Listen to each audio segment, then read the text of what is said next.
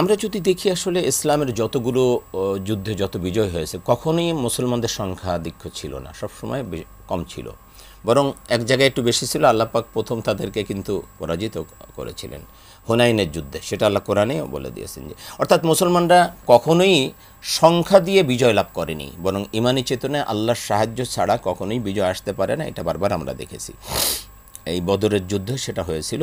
আপনি এই ব্যাপারে আমাদের দর্শকদের জন্য কি বলবেন? আলহামদুলিল্লাহ ওয়াসসালাতু ওয়াসসালামু আলা রাসূলিল্লাহ।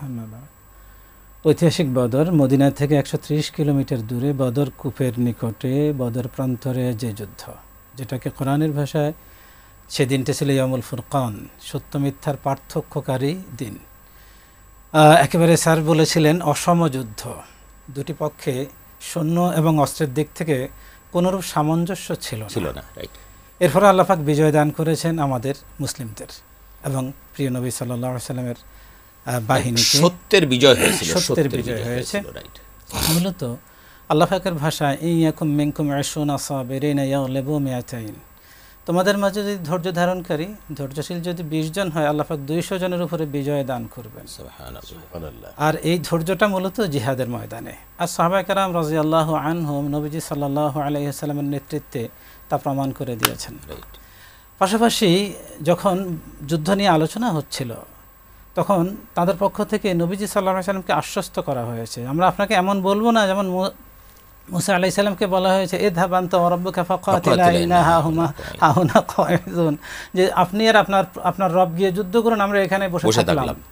এমন কথা আমরা আপনাকে বলবো না, বরং আপনি আমাদেরকে যেখানে নিয়ে যান আমরা সেখানে আপনার সাথে যাব, আপনার সাথে থাকবো। সাহাবাগণ এই আশ্বস্ত করেছে। তো সাহাবায়ে কেরামের এই যে আল্লাহ পাকের উপর তাওয়াক্কুল, নবী পাক সাল্লাল্লাহু আলাইহি সাল্লামের আদেশের প্রতি তাদের যে নিঃশর্ত আনুগত্য এবং বিশেষ করে তারা যে ধৈর্যশীল, এর বিনিময়ে আল্লাহ পাক তাদেরকে দিয়েছেন।